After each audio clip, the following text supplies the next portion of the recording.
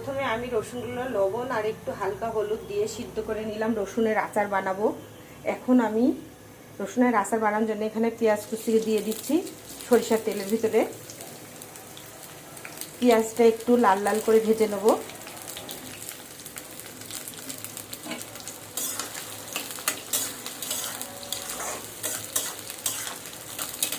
পেঁয়াজটা যতক্ষণ বাদামি না হবে ততক্ষণ এই সরিষার তেলে ভাজবো। আর এখানে তেঁতুল রেখেছি, গুলে তেঁতুল দেবো।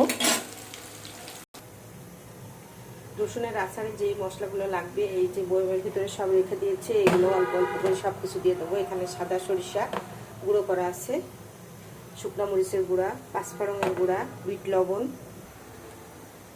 এখানে স্বাদ মতো তরকারিতে যে লবণটা খাই ওই লবণটা দিলাম পরিমাণ মতো।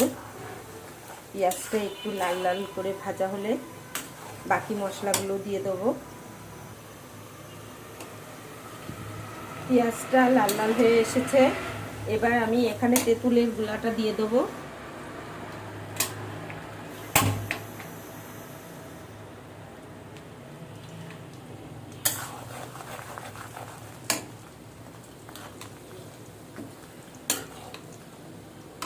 এখানে যে তেঁতুলটা গুলে রেখেছি আগে তেঁতুলটা দিয়ে দেবো।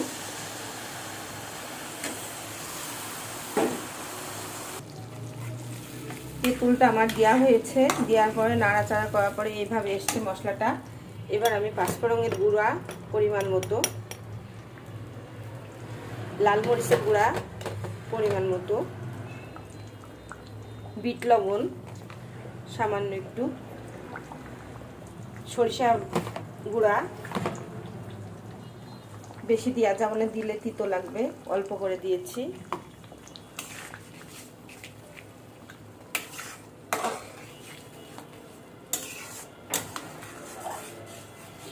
এরপর তেঁতুলটা ভালো করে তেলের ভিতরে একটু কষিয়ে নেব।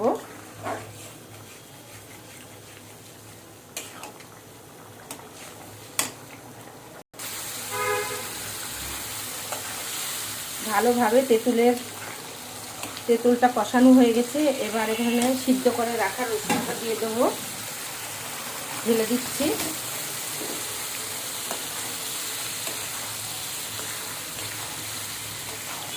রসুনটা ভালোভাবে কষিয়ে নেব।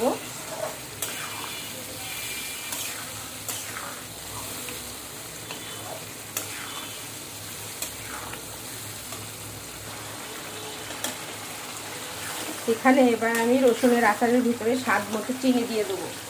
চিনি তেঁতুলের জন্য দিচ্ছি, তেঁতুলটা টক বেশি, পরিমাণ মতো চিনি দিয়ে দিলাম। আচারের স্বাদটা আরও বেড়ে যাবে।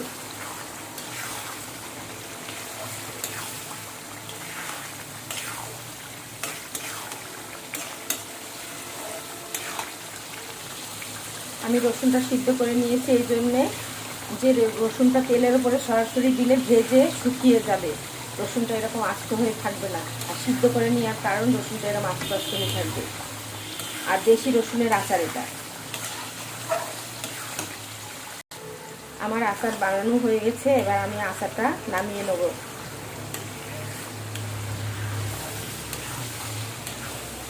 খুব সুন্দরভাবে রসুনগুলো আস্তে আস্তে হয়ে আছে, আমার আচারটাও অনেক সুন্দরভাবে হয়ে গেছে, আর খেতে অনেক মজা হবে। আমার রসুনের আচার বানানো হয়ে গেছে। আপনাদের কেমন লেগেছে লাইক কমেন্ট শেয়ার করবেন, আমার পেজ ফলো করবেন, আমার টিকটকে আপনারা সবাই দেখবেন, বেশি বেশি করে লাইক দেবেন। সবাইকে আল্লাহ হাফেজ।